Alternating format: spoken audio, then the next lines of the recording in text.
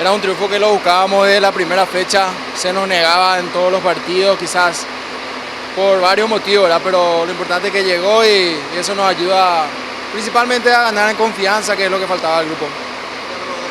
¿En qué crees que mejoró el equipo del día de hoy? Bueno, creo que fuimos más ordenados, más atentos también en todo sentido. Eso es lo que nos faltaba un poco y también aprovechar las ocasiones de gol que también fueron importantes para poder ganar este partido. No, es importantísimo, como te dije, en lo anímico para ganar confianza y más de cara a lo que va a ser el Superclásico. Así que esperemos esta semana trabajar pensando en eso de la mejor manera y poder ganar ese partido también, que sería muy lindo.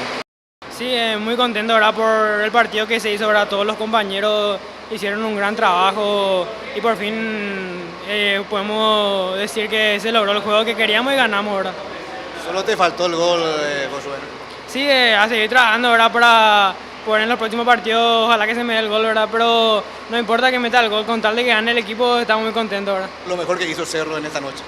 Y creo que el compromiso, ¿verdad? Que todos tuvimos, ¿verdad?